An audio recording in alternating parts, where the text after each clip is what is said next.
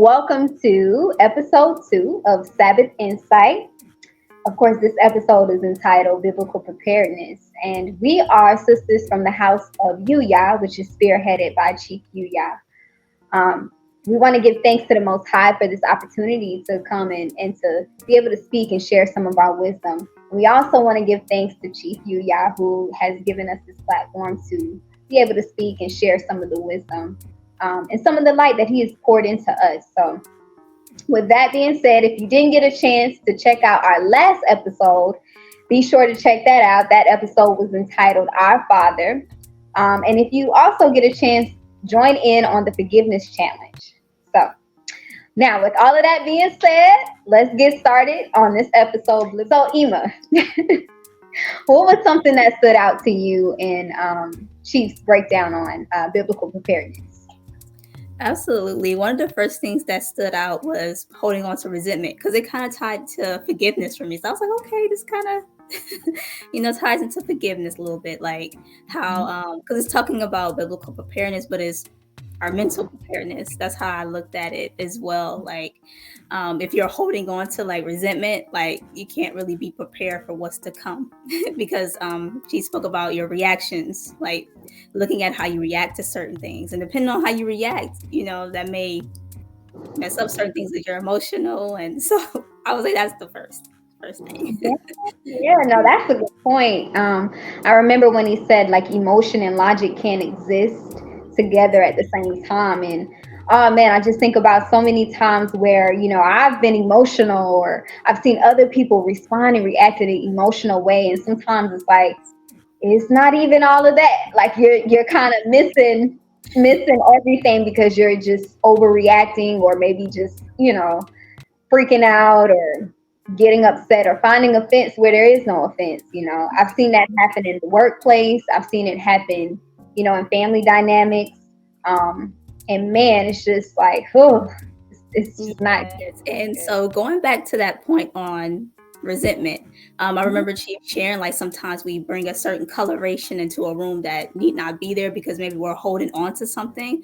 So if you're holding on to like a past season, for instance, like let's say that it was some traumatic happen and you're the only one that's holding on to it, but everyone else is in a happy space and you come into the room and everybody's having a good time and you like, hey, you may have like a traumatic sort of response based on trauma, and it's like, you're still holding on to some things. So I think like in some spaces we used to call those people Debbie Downers or fun snatchers. You just come in snatching all the fun or snatching all the the happy energy or whatever. So it's something. I think when you said resentment and tying it back to forgiveness, that's my thing. Obviously in the season, forgiveness. But it does,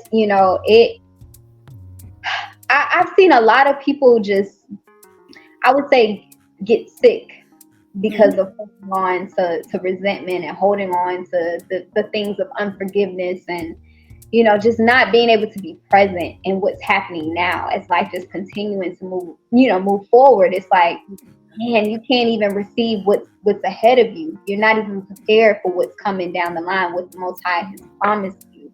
You know what I mean? And it's a sad thing to see, but it is something that you learn over time. Like, you have to want to kind of let those things go. You know what I mean? Like, you just, you gotta get to a point where you're like, okay, I can't hold on to this anymore. It's like that, I don't know, like that old blanket that you just keep holding on to that you had for like years and it's dirty and, you finding comfort in things that's just like, it doesn't serve you. So, yeah, that's so true. One of the things, like I know Chief gave a lot of different concepts of being prepared. But one of the ones that I really thought was a beautiful example was when he shared 1 Timothy 5:8. And I'll just read that scripture. He said, but if anyone does not provide for his own, and especially for those in his house, he has denied the faith and is worse than an unbeliever. And one of the things I was just thinking about is like ways in which Chief has provided for us, being women in his house. And I know for me, just because I'm always grateful. Whenever I get a chance to express that gratitude, I'm always expressing it. But one of the first lessons that she taught me when I first came into the house was reciprocity. And I do, that has been one of those lessons. It's just never going into a space empty-handed, but always being prepared and ready to give something. You know what I mean? You can't give anything if if your hands are clutched. You're always hold on to stuff. But if you're going into it just ready to give whatever may be needed in that moment, and I just think about, how him teaching me that lesson has prepared me, as I'm walking, in these days now. Like, I'm not how I was a year ago or 2 years ago. I'm able to take on the day in a way that's like, I'm prepared. I'm looking forward to whatever's coming ahead. I know it's another opportunity to learn something. It's another opportunity to grow.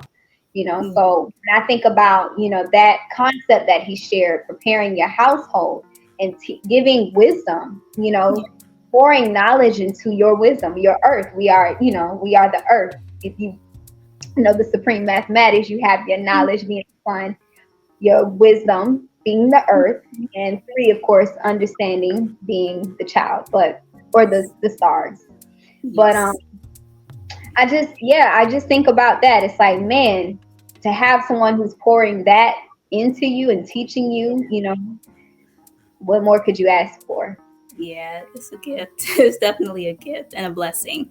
And I think about, like, he spoke about mindfulness, and he spoke about, like, when you don't have that ability to live in the moment, that's really important, to be able to live in the moment so you don't miss those, transcendental moments. Because he spoke about that even in the 14 keys when it comes to purpose. And sometimes we're not living in the moment. So it's like we can't experience that ascension in that moment, because it's like, or holding on to things, and it's like, come on.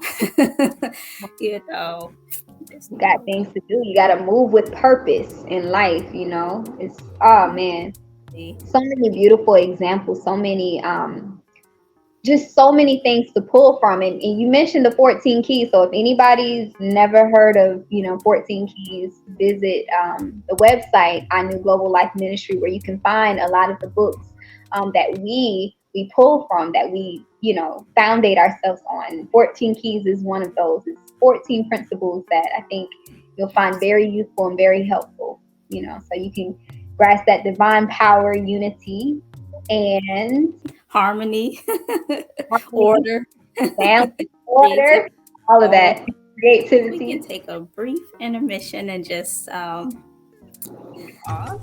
At Anu Life Global Ministries, we aim to restore family and culture in line with the design of the Creator.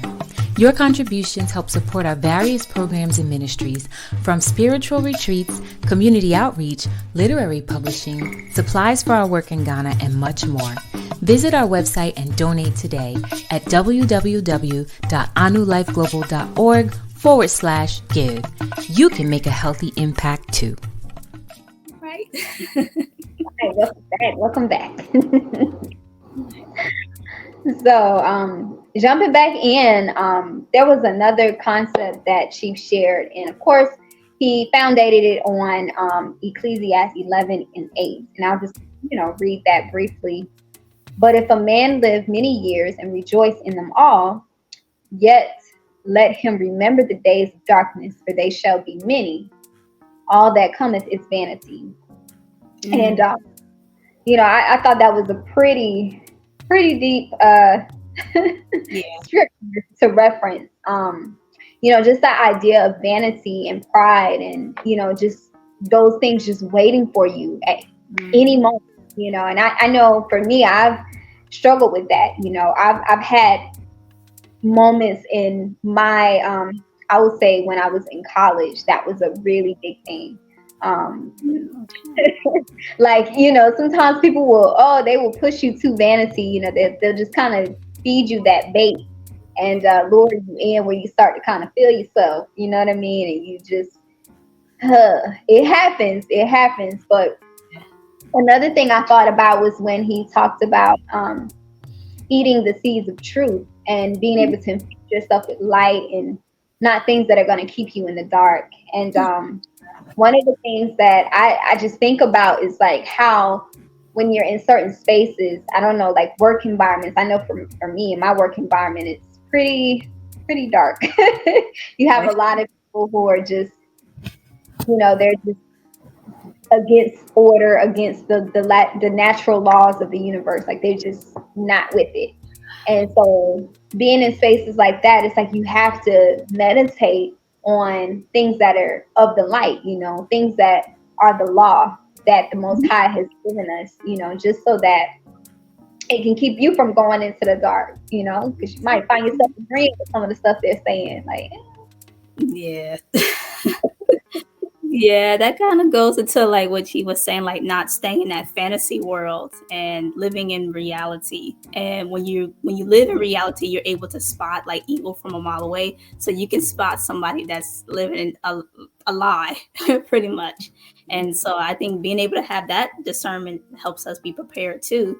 Being able to see the evil and be like, okay, no, let me not touch that. Let me not go there. And especially as women, that's really important too. Like, it takes some of the work off the man. It's like if we're like, okay, let me not entertain certain things because that keeps me in a pure space, Yeah, I mean, and it's also like it's really nice, like having a covering, your head, which is Chief Yuya for us.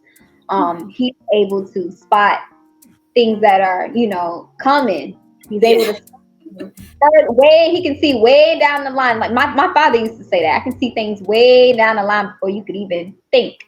And being able to prepare us as women, or even, when you have that daughter-father relationship, that's the job. The man, he prepares you for what's ahead by equipping you with what you need, and Chief does a beautiful job of that, like I said, being able to be poured into that light, that knowledge, that it's something that I'm telling you, it just keeps you. It really does. It's a comfort.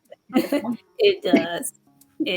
And comfort, and so is, yes, comfort because you're protected and you're being guided and you're being instructed. And kind of going back to like our reactions to certain things, you're saying like be careful of your reactions. Sometimes we have a negative reaction towards the guidance that is being given. It's like you have to be able to be molded and be led, especially us as women, like we have to function because that's a part of like us being women and being soft and being feminine, and it's definitely not our place to take the lead. So that's very important to like the emotional maturity, which is one of the required qualities, not new way. So yeah, that's important to develop, because if you're having immature reactions and it's a time of crisis, you can really bring destruction and really cause a lot of damage, and it's not good at all.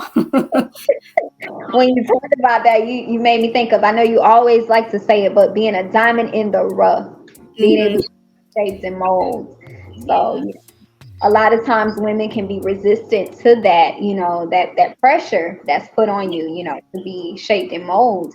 But I think a woman who's receptive, she'll get with the program and Right. and everything will work out better in your interest. But of course you want, a righteous man, can do that, a righteous man. But hey, we've been blessed to be a part of a household where it is righteous. So yes, I'm very thankful for that formation process where you have to be it's a stripping. Things are being pulled away. So it's like you cannot move forward as the same person. Like you just can't.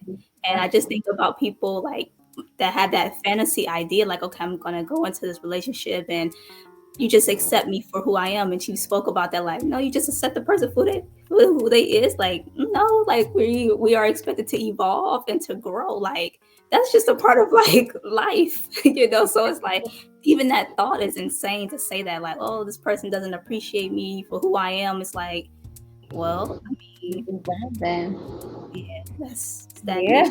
Stagnation. And we're supposed to be like, I love supreme mathematics, but when when that king comes and that man who has knowledge of himself and has shown and proved that he is God here on earth, he can raise that woman to her highest degree, which is equality, equal in knowledge, equal in wisdom, equal in understanding. And that's a powerful thing. You know what I mean? That's so powerful. But one of the things when you said like stripping away, I was like, man, I was thinking, I'm like, oh, it was some things that got stripped away from me when I first came in the house. I know this is gonna be funny, but one of the things, and I'm gonna just give something light for now, but one of the things, I used to love to eat chicken. No. And that got stripped away. I loved hot wings, and it got stripped away. That was like stripped away, honey. Like that was it. You're done. No more hot wings. You gotta get some broccoli or some cauliflowers or some season them up, and that's your hot wings and your chicken nuggets. But in the beginning, it's like, okay, all right, I think I could do this. But then as you go along, you start to realize like why you're stripping certain things away. It wasn't just that, even the music, certain music that I was listening to, or even certain thought patterns that I may have had, always like for me, I would find offense sometimes in places where there were no offense, or not listening, like that was something like just not paying attention, not being able to be present in the moment, just not being able to respect when a person is sharing something with you. They're sharing their time, their energy, and just not understanding how to, you got to be present for that. But that was something that had to get stripped away in order for me to evolve. And I just think about, there are other sisters in the house who I'm sure who have had, their own experiences of just things being stripped away. So I don't know if you have an example like what I shared, the chicken wings. Yeah, I could say when we first was told like you have to, wear your head covered, and I remember like, oh man, this long hair, I gotta cover it. But yeah, just learning like, okay, as a result, like you're treated differently. It's like, okay, everyone shouldn't be able to see your glory and to see your crown, so it's like that should be reserved for your husband, because every woman I knew is supposed to be mated. So you cover it up, and that's only reserved for the person, your husband, who you're with.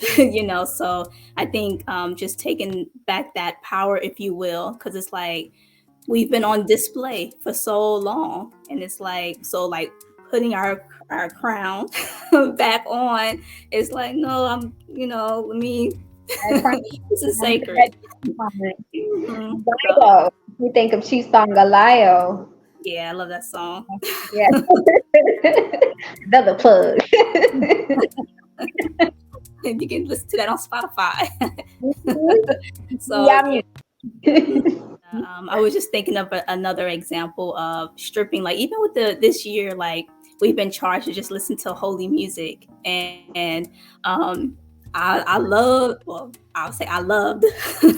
love songs, but all of that is straight fantasy. So it's like, yeah, it's like, and it's kind of crazy because even though I started the journey before we've been charged to like, okay, don't just listen to holy music. Before that, I have started to kind of look at the music that I love listening to and kind of listen to the lyrics, and it started to not have the same effect. I'm like, you know what? I actually am not really feeling this song now that I know, like, sometimes you hear songs and you hear the man like, begging a woman, and it's like, oh, I gotta turn it off. Or you hear a woman just saying like, just sharing I don't even want to speak the words, but just sharing lyrics that is like, yeah, that's not a part of our culture. So it's like, it doesn't feel the same or feel good to listen to, so yeah, I'm thankful even for that. To listen to holy music, and I can attest to that. I was like that too. I basked in romance music, and I remember having like before we started on the music, there might have been 3 or 4 months where I was not listening to. I was listening to, a lot of Chiefs music, Fertile Ground. And I remember going back and I was listening to maybe it was a Jodeci song or an intro song. I don't know. And I'm listening to the song and I used to love this song. But I'm listening to it like, wait a minute, these lyrics are like, this is like a nursery song, like a nursery rhyme. Like it's so like empty. I was like, this is so empty, but it's like, this is what the majority of the people love and they listen to. But when you're listening with different ears, because you've been poured into, you've been prepared by your head, ears they're attuned to something totally different. And to me, it was like, I began to, really just yearn for what was truth, things that were founded in truth.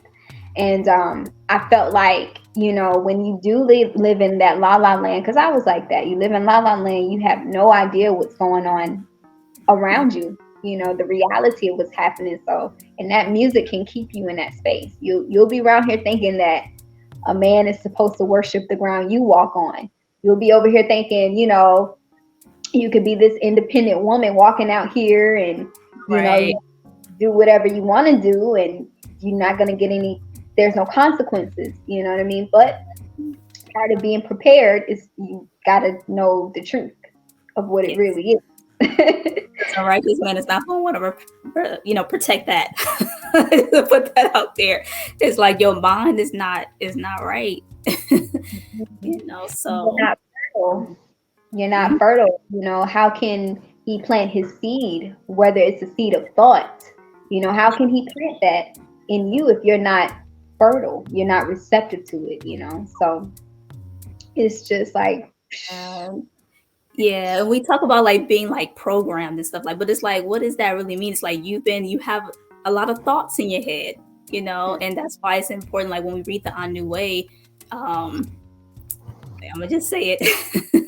there's a line that says like, okay, if a woman has more than this amount of sexual partners, then it's like she's tainted. And there's a reason for that, because it's like you have that man's thought and you're imprinted upon, so our first imprint is our father, but then it's supposed to be your husband next. But if you had many different male partners, like you have all of those thoughts.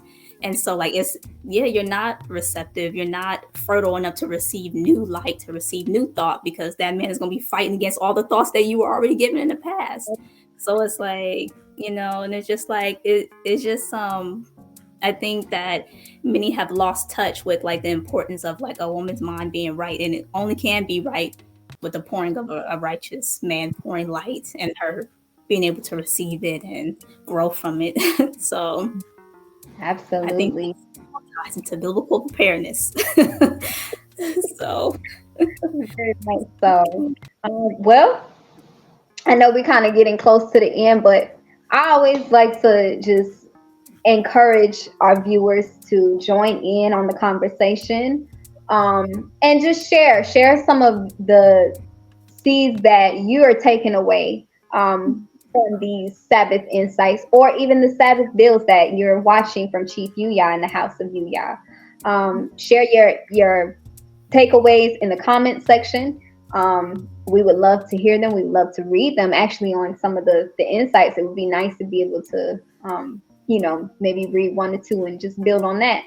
But you have anything you want to say before we close out? Yeah, for those who are interested in going and listening to the build on biblical preparedness that Chief did, you can go to his YouTube channel, Chief Yuya, and all of the videos that we are sharing insights on you can find it on his channel. And also subscribe to House of Yuya, for these, follow-up segments on those insights.